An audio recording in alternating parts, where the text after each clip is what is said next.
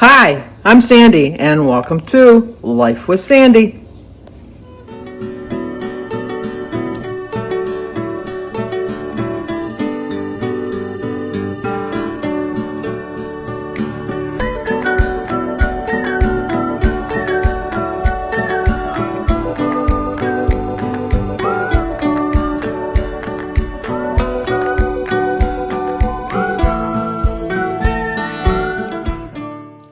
Well, good morning. Today is Friday, October 28th. Oh my gosh, the month is almost over. I know I keep saying that, but this time is just flying by. Monday is Halloween. It's so hard to believe. But we have birthdays today. We have a lot of birthdays today. Today is Janice W.'s birthday. So Janice, happy birthday to you. Happy birthday to you. Happy birthday, dear Janice. Happy birthday to you. Cha-cha-cha.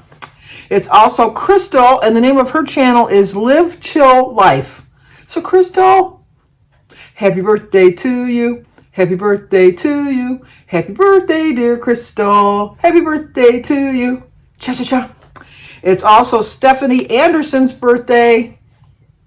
Happy birthday to you. Happy birthday to you. Happy birthday, dear Stephanie. Happy birthday to you. Cha-cha-cha.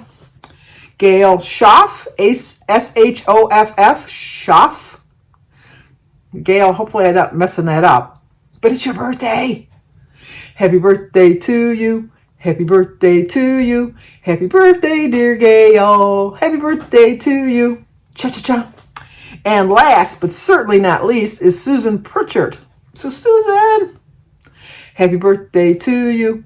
Happy birthday to you. Happy birthday, dear Susan. Happy birthday to you. Cha-cha-cha. Well, I hope all of you have a great, great birthday. But we also have anniversaries, too. Today is Stacy and Don Carpenter. Don's channel is WV Running Don, D-O-N. So Stacy and Don, happy anniversary, happy anniversary, happy anniversary, happy anniversary, happy, happy, happy, happy, happy anniversary, happy, happy, happy, happy, happy anniversary. It's also Lamar and Patty Jones's, or John, Patty John or Joan? I got John, but I thought it was Joan. Let me check. I want to make sure. I'm glad I checked. I have written down here John, and it's Jones. Big difference, big difference, right, Patty and Lamar? So it's Patty and Lamar Jones' birthday. Happy, it's not their birthday. Well, we also have another anniversary. Today is Patty and Lamar Jones's anniversary.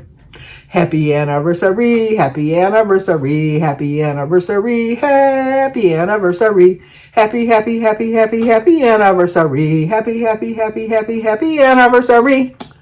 Well, I hope you have a great, great anniversary, all four of you, not together, two of you and then two of you. So I hope you have a great anniversary.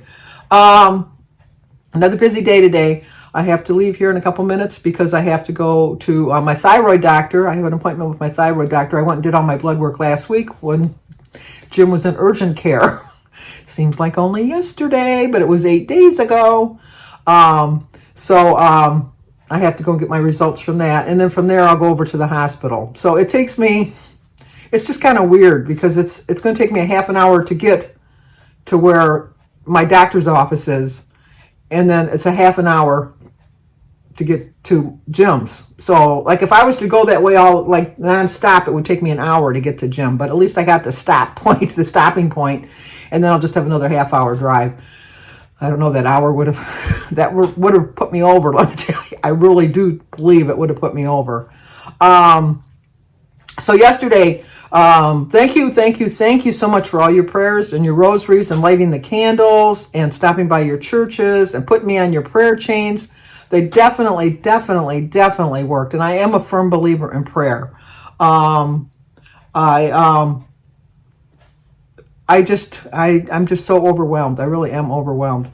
And if you could keep Andrew, Jones Pointed Plate's son, in your prayers, that would be nice. His first year teaching, so we all know that the first year of anything at a new job is very stressful. So he's doing really well. I don't want you to think like he's not doing well, because he's doing well. But, like, he's a new teacher, and it's different, going out into the real world, as they say. So if you could include him in your prayers too, I would appreciate it, because obviously you've proven to me that your prayers are really powerful because they really worked for Jim. Christy picked me up in the morning. They told me that we had to be up there by 11 o'clock if we wanted to see Jim before he went to his surgery, because they were going to take him down at 1:30 if we wanted to spend any time with him. So Christy picked me up, and we started driving, and I was trying to do something on my phone, and it wouldn't let me do anything, and I couldn't figure out what was going on. And so I went into my settings and found out that somehow I had put my phone on airplane mode. I don't know how that happened, but anyway, it went on to airplane mode. And so Jim had called me at 8 o'clock in the morning to tell me that his surgery had been moved up to 12 o'clock, and that they were leaving to take him away. They're coming to take me away, That was a song. Do you remember that song? Anyway, that they were going to take him up at 9:30, that if I wanted to see him, that I had to be there before 9:30. Well, obviously that didn't happen. But I also got a message from the surgical nurse. I had lots of messages because my phone rings a lot anyhow. And like I said, if you wake me up in the morning, I answer you, figure out what you said, and then go back to sleep. I can do that. I have that capability. I really do. But I thought it was so strange when I woke up that I didn't get any phone calls or anything, and I got so busy getting ready to get out the door that I didn't really pay that much attention to look for anything. So I called the surgical nurse, and she says, well, yeah, we're down here, but if you want to talk to Jim, you can talk to Jim. Let me walk over to him. I'll bring you the phone. And so I talked to Jim, and he says, yeah, they're supposedly going to bring me down on my surgeries at 11:30. And I says, well, we're just going to be cutting it under the wire, because we'll just get there just beforehand. Hopefully they'll let us see you. And then the nurse said, well, where are you at? And I told her, I said, well, we're on 94, but we're only at Harper. And so she says, no, I said at 15 in Harper. And so she said, oh no, whatever you do, don't get off at the Cadu exit, because there's all kinds of construction. Get off at the Harper exit instead. Well, that was a mistake, because it took even longer to get to the hospital that way.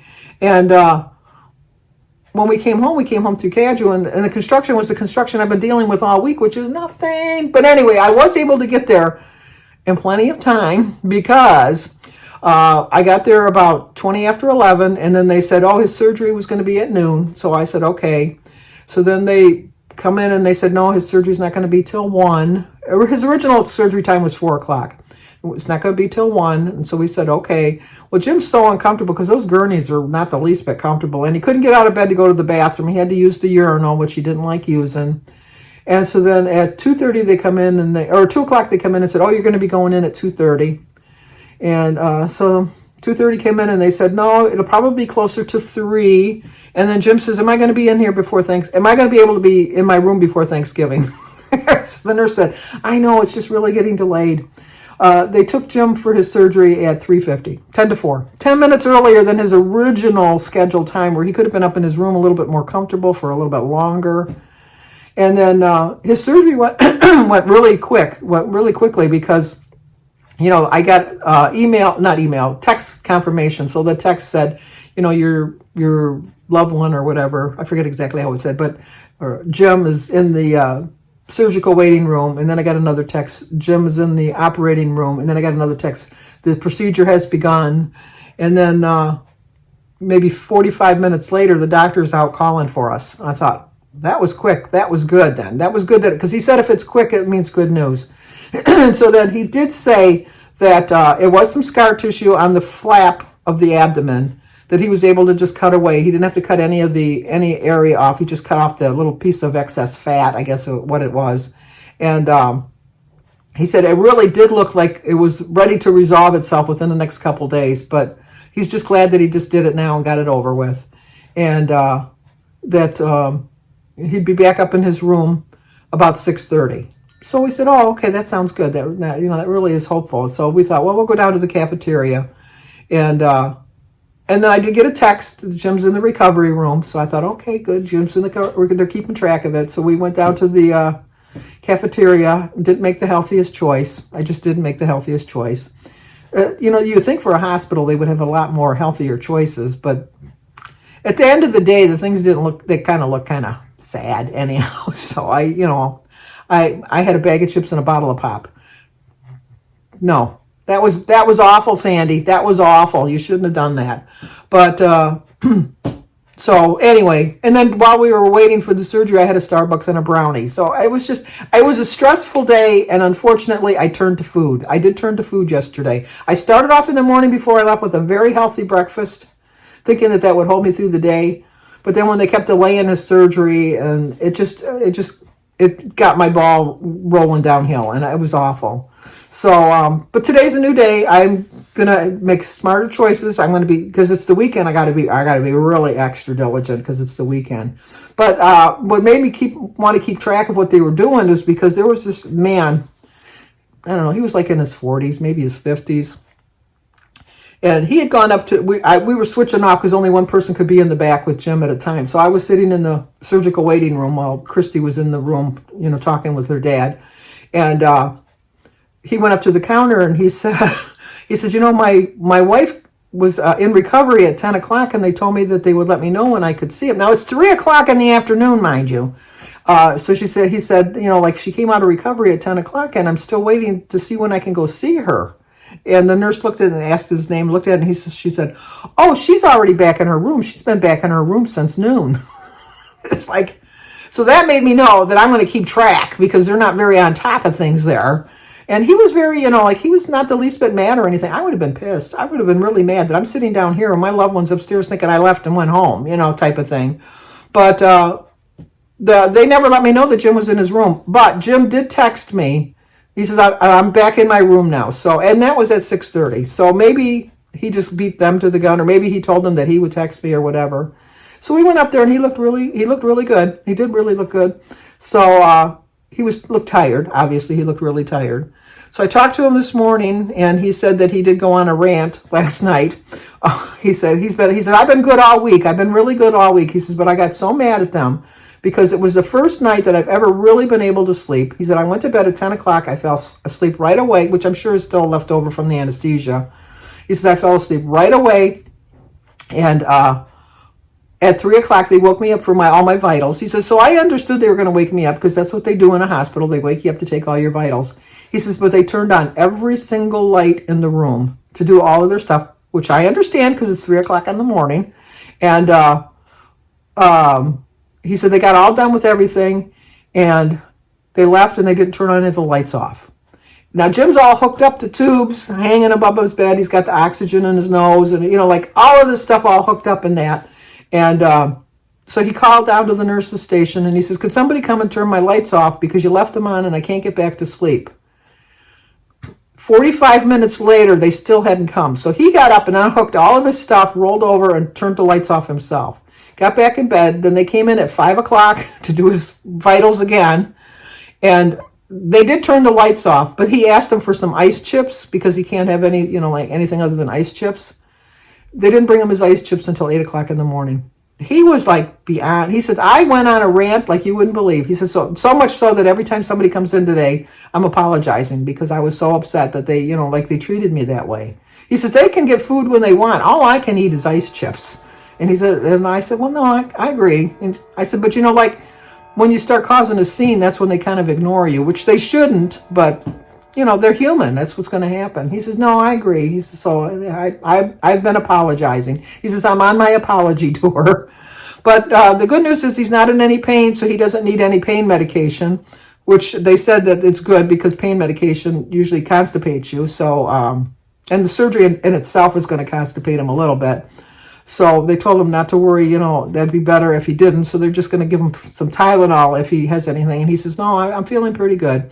Last night when we were sitting there talking, before I went home, the tube that was up his nose, which they said they were going to keep in his nose for another 2 days after the surgery, came out and fell on the floor. And I was looking at him and I thought, you look different. And then I thought, you don't have the tube up your nose. And I could see it on the floor. And so we went and got the nurse, and she says, well, we're going to have to put it back in. And the nurses really gave him a heart. It really hurt him when they put it in. The doctor gave him some numbing medication. And so Jim says, well, I'm not putting that thing back up my nose. There's no way I'm putting that thing back up my nose. She says, well, you really need to have it up your nose because the doctor ordered it. He says, well, if the doctor comes in and puts it in, I will. He says, but you guys hurt me too much when you put it in. I don't want it in. So then the nurse left, and I said, Jim, if that, like if keeping that out is going to keep you in the hospital longer, you might as well put it back in. So he said, yeah, you're right. So then he called the nurse's station, and he says, my wife convinced me that I need to put the tube back in. So if you want to come in and put the tube back up my nose. And so the nurse said, no, we're contacting your doctor right now.